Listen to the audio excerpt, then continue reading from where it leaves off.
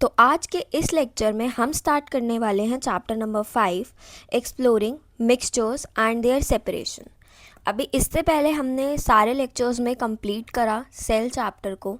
अगर आपको cell chapter में कोई भी डाउट है तो आप कमेंट सेक्शन में डीएम भी कर सकते हो या फिर आप हमें पर्सनली कांटेक्ट भी कर सकते हो। अगर आपको उसके नोट्स भी चाहिए तो भी आप डीएम कर सकते हो, ठीक है। और अगर आपको कोई भी डाउट है तो भी आप उससे पूछ सकते हो। देखो, तो हम इस चैप्टर को 2 पार्ट्स में करने वाले हैं। इस पूरे पार्ट के अंदर हम सॉल्युबिलिटी ऑफ सब्सटेंस तक पूरा करेंगे। इसके नेक्स्ट लेक्चर में हम कंप्लीट करेंगे सेपरेशन टेक्निक्स को, ठीक है। तो हम स्टार्ट करते हैं इसे। Have you ever wondered how sweet white crystals of sugar are obtained from tall green sugar cane plants? कभी सोचा है कि कैसे स्वीट वाइट क्रिस्टल्स जो होते हैं शुगर के, वो इतने बड़े शुगर प्लांट से हम ऑब्टेन कर लेते हैं? या कैसे डॉक्टर्स डिटेक्ट कर लेते हैं किसी भी डिजीज़ को, जैसे मलेरिया, सिर्फ फ्यू ड्रॉप्स ऑफ ब्लड को आपकी बॉडी से लेके डॉक्टर्स कोई भी डिज़ीज़ को प्रिडिक्ट कर पाते हैं या बता पाते हैं कि आप लोगों को कौन सा डिज़ीज़ है। ऐसी बहुत सारी एक्टिविटीज़ पॉसिबल हो पाती हैं इन टेक्निक्स पे हमारे सेपरेटिंग मिक्सचर्स के टॉपिक पे बेसिस पर। You have learned about mixtures and simple methods to separate them. आपने मिक्सचर्स के बारे में पहले भी पढ़ा है और बहुत सारे सिंपल मेथड्स के बारे में पढ़ा है। 8th क्लास में पढ़ा होगा ज़रूर। बहुत सारे मेथड्स होते हैं सेपरेट करने के मिक्सचर को, ठीक है।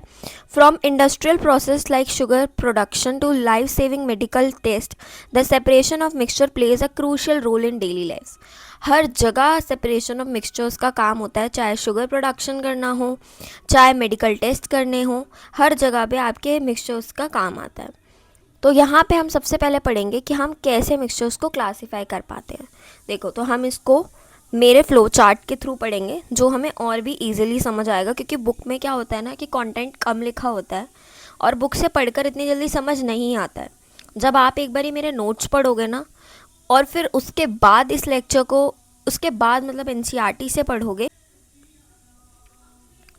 तो how do we classify the mixture, इसके अंदर हमें सबसे पहले पता होना चाहिए कि सॉल्यूशन क्या होता है। अभी हम सॉल्यूशन टर्म पढ़े जा रहे हैं। एक्चुअल में सॉल्यूशन होता क्या है? देखो, सॉल्यूशन एक होमोजीनियस मिक्सचर होता है। होमोजीनियस मतलब जो यूनिफॉर्म होता है थ्रू आउट द सॉल्यूशन, ठीक है, जो यूनिफॉर्म होता है थ्रू आउट द सॉल्यूशन। और हिट्रोजीनियस जो होते हैं वो नॉन यूनिफॉर्म होते हैं थ्रू आउट द मिक्सचर। तो सॉल्यूशन क्या है? एक होमोजीनियस मिक्सचर है जो 2 या 2 से ज़्यादा सब्सटेंसेस का बना हुआ है। और जो सॉल्यूशन होता है, मैंने बताया आपको, सेम होता है थ्रू आउट, मतलब यूनिफॉर्म होता है। सेम थ्रू आउट बोलो चाहे यूनिफॉर्म बोलो, बात एक ही है। तो आप लोगों को अगर क्वेश्चन आएगा कि व्हाट इज़ सॉल्यूशन, तो आप बहुत आसानी से अपने आंसर को लिख सकते हो कि जो सॉल्यूशन होता है वो होमोजेनियस मिक्सचर होता है जो 2 या 2 से ज़्यादा सब्सटेंसेस का बना होता है। और जो कॉम्पोजिशन होता है सॉल्यूशन का वो सेम होता है थ्रू आउट। उसके बाद हमें पता होना चाहिए कॉम्पोनेंट्स ऑफ द सॉल्यूशन। हमारा सॉल्यूशन 2 चीज़ों का बना है। First is the solute and second is the solvent, ठीक है। तो हमारा सॉल्यूशन किसका बना हुआ है? 2 चीज़ों का। पहला क्या है? सॉल्यूट। नेक्स्ट क्या है? सॉल्वेंट। सॉल्यूट क्या होता है? जो सब्सटेंस डिसॉल्व करता है उसे हम सॉल्यूट बोलते हैं। और जिस सब्सटेंस के अंदर आप सॉल्यूट को डिसॉल्व करते हो दैट इज़ सॉल्वेंट। और सॉल्यूट हमेशा आपके पास कम क्वांटिटी में होता है और सॉल्वेंट हमेशा आपके पास लार्जर क्वांटिटी में होता है। तो क्वेश्चन रिपीटेडली पूछा जाता है कि what is solute, what is solvent. तो सॉल्यूट क्या होता है? The substance that is dissolved. जो सब्सटेंस आप डिसॉल्व कर रहे हो, जैसे मान लो सॉल्ट प्लस वाटर ले लेते हैं। चलो, अभी जैसे शुगर प्लस वाटर ऊपर लिखा ही है। अब सॉल्ट प्लस वाटर में अगर आपको बताना हो कि क्या सॉल्यूट है और क्या सॉल्वेंट, देखो सॉल्ट जो होगा ना वो आपका सॉल्यूट होगा, क्योंकि आप उसको पानी के अंदर डिसॉल्व कर रहे हो, इसीलिए ये हमेशा स्मॉलर क्वांटिटी में होगा। और वाटर हमेशा सॉल्वेंट हो, मतलब इस कंडीशन में सॉल्वेंट है और ये हमेशा लार्जर क्वांटिटी में होगा। अगर सॉल्यूट और सॉल्वेंट बराबर हो जाएंगे, मान लो सॉल्ट उतनी ही आपने ले ली जितना ग्लास पानी लिया है, तो वो डिज़ोल्व होने में बहुत मुश्किल होगी और इतने आसानी से वो डिज़ोल्व भी नहीं होगा। इसीलिए सॉल्ट मतलब सॉल्यूट हमेशा स्मॉलर क्वांटिटी में होता है और वाटर हमेशा लार्जर क्वांटिटी में। ऐसे ही मैंने आपको शुगर प्लस वाटर का एग्जाम्पल दिया है। जैसे शुगर प्लस वाटर, नींबू पानी बनाते वक्त अगर आपने ध्यान दिया हो तो आप पानी के अंदर चीनी को मिलाते हो, शुगर को मिलाते हो, और पानी हमेशा आप ज़्यादा क्वांटिटी में लेते हो क्योंकि दैट इज़ द सॉल्वेंट। और शुगर इज़ द सॉल्यूट। मुझे लगता है सॉल्यूट सॉल्वेंट तक पूरा टॉपिक क्लियर होगा आप लोगों को, सॉल्यूशन भी समझ आ गया होगा। अगर आप लोगों को फिर भी कोई डाउट होता है तो आप कमेंट सेक्शन। अब जो नेक्स्ट टॉपिक हमने पढ़ना है that is classification of mixtures. Actual में मिक्सचर्स भी क्या होते हैं, मिक्सचर्स भी दो या दो से ज़्यादा सब्सटेंसेस के बने होते हैं, टू या मोर सब्सटेंसेस के बने हुए होते हैं, उन्हें हम मिक्सचर्स बोलते हैं। अब ये दो तरीके के होते हैं, one is the homogeneous mixture, second is the heterogeneous mixture. Homogeneous mixtures जो होते हैं वो यूनिफॉर्म होते हैं थ्रू आउट, मैंने आपको बताया है ये यूनिफॉर्म होते हैं throughout, but heterogeneous mixtures are non uniform. Heterogeneous mixtures जो होते हैं वो नॉन यूनिफॉर्म होते हैं। होमोजीनियस मिक्सचर में जितने भी पार्ट होते हैं मिक्सचर के उनके पास सेम प्रॉपर्टीज़ होती हैं, ठीक है। और जो हिट्रोजीनियस मिक्सचर्स होते हैं वो डिफरेंट कंपोनेंट्स होते हैं जिनको आप सेपरेटली देखते हो। होमोजीनियस मिक्सचर्स कंपोनेंट्स को आप सेपरेटली नहीं देख सकते हो क्योंकि वो यूनिफॉर्म होते हैं। ऐसे ही हेट्रोजीनियस मिक्सचर के डिफरेंट पार्ट्स की डिफरेंट डिफरेंट प्रॉपर्टीज़ होती है। जो मेन इंपॉर्टेंट यहाँ पे है that is the homogeneous mixture. जो आप सॉल्ट डिज़ोल्व करते हो वाटर में वो आपका होमोजीनियस मिक्सचर का ही एग्जाम्पल है, या शुगर सॉल्यूशन भी इवन आपका होमोजीनियस का ही एग्जाम्पल है, और एयर भी आपका होमोजीनियस का ही एग्जाम्पल होता है। और हेट्रोजीनियस क्या है, sand and water, oil and water या सॉइल। तो ये पेपर में क्या है, यहाँ पे मैंने नीचे आपके लिए लिखा भी है, आपको एक डिफरेंशिएट का बॉक्स बनाना है प्रॉपर, मतलब एक साइड आपको होमोजीनियस मिक्सचर लिखना है और नेक्स्ट साइड आपको हेट्रोजीनियस मिक्सचर लिखना है। ये चलो ये तो मैंने लिखवा दिया आपको 3 पॉइंट्स या 4 एग्जाम्पल को मिला के, बट आपको अगर इसके अलावा कोई पॉइंट्स मिलते हैं आपको बुक में पढ़ के तो आपको एक प्रॉपर अपना बॉक्स बनाना है और उसके अंदर 4 डिफरेंस लिखने हैं होमोजीनियस और हेट्रोजीनियस मिक्सचर के बीच में, क्योंकि ये क्वेश्चन के आने के बहुत ज़्यादा चांसेस हैं।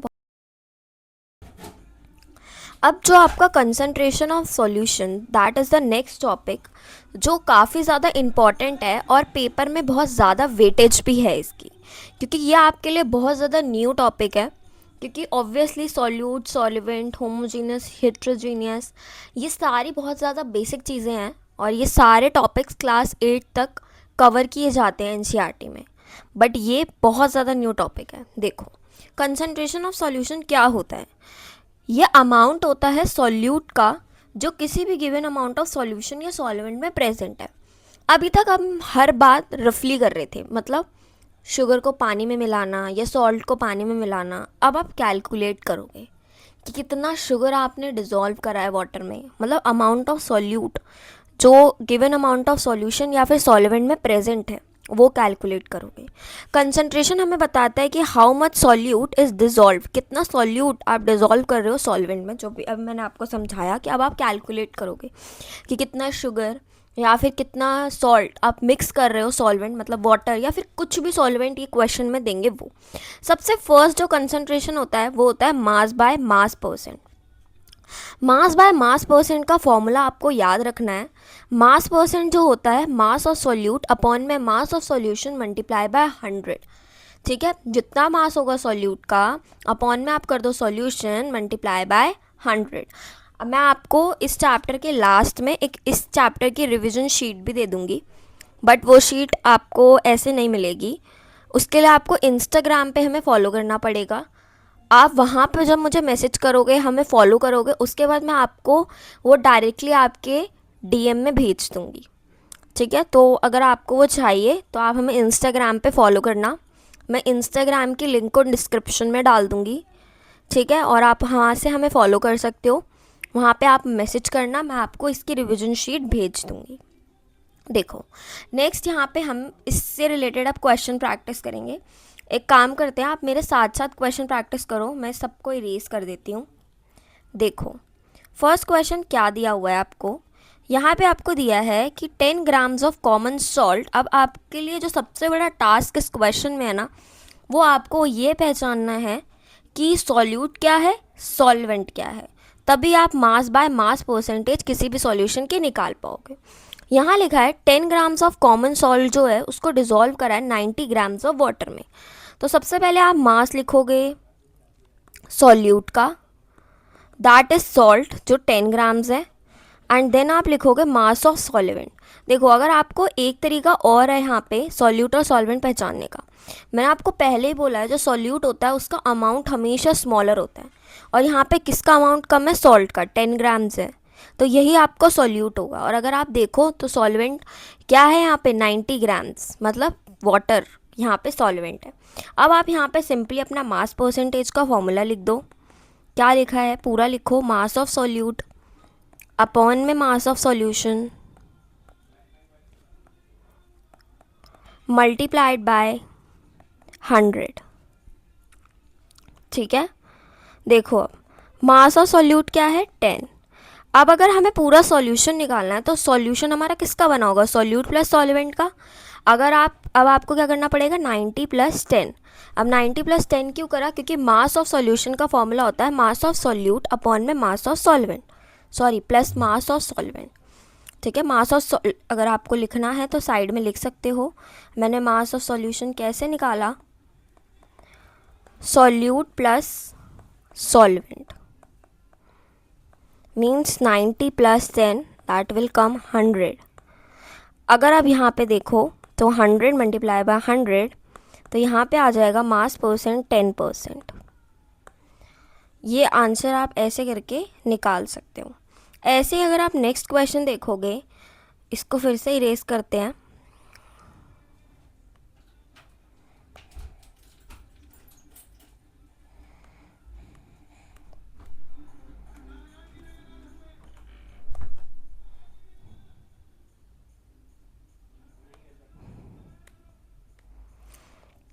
ऐसे ही आपका अब आता है नेक्स्ट क्वेश्चन, क्या दिया है, 5 ग्राम्स ऑफ शुगर को आपने डिसॉल्व करा है 95 ग्राम्स ऑफ वाटर में। अब आपको मास बाय मास परसेंटेज निकालनी है। मास परसेंटेज निकालनी है, फॉर्मूला लिखो, मास ऑफ सॉल्यूट अपॉन में mass of solution multiplied by 100। Mass of solute क्या है यहाँ पे, 5 ग्राम्स। सॉल्यूशन कैसे निकालेंगे, 95 प्लस 5 मल्टीप्लाइड बाय 100, तो क्या आ जाएगा यहाँ पे, 100 मल्टीप्लाई बाय 100, तो मास परसेंटेज क्या आ जाएगा, 5% अगेन। अब ऐसे ही आप थर्ड क्वेश्चन सॉल्व कर सकते हो, और मैंने 2 क्वेश्चन आपको होमवर्क के लिए भी दिए हैं, तो आप यहाँ से इसको स्क्रीनशॉट लेके प्रैक्टिस कर सकते हो और आंसर को कमेंट सेक्शंस में लिख सकते हो, और फिर मैं वहाँ से आपको पक्का आपके मैसेज का रिप्लाई करूँगी कि आपका आंसर करेक्ट आया है या इनकरेक्ट आया। नेक्स्ट आपका आता है mass by volume percentage. Mass by mass हमने कर लिया, अगर मैं आपको फिर से रिवाइज कराऊँ मास बाय मास, तो मास बाय मास का फॉर्मूला होता है मास ऑफ सॉल्यूट अपॉन में mass of solution multiplied by 100, तो ये होता है आपका मास परसेंटेज का फॉर्मूला। नेक्स्ट आता है मास बाय वॉल्यूम परसेंटेज। यहाँ पे क्या होता है, यहाँ पे आपको मास ऑफ सॉल्यूट को डिवाइड करना होगा वॉल्यूम ऑफ सॉल्यूशन से। आप वीडियो को पॉज करके पहले उस क्वेश्चन को ट्राई भी कर सकते हो, ताकि फिर आप जब मैं उसके आंसर को निकालूं तो आप अपने आंसर को उसी टाइम चेक कर सको कि वो आपने सही निकाला है या गलत निकाला है। तो हमने क्या पढ़ा, मास बाय वॉल्यूम का क्या फॉर्मूला होता है, मास ऑफ सॉल्यूट अपॉन में volume of solution multiplied by 100।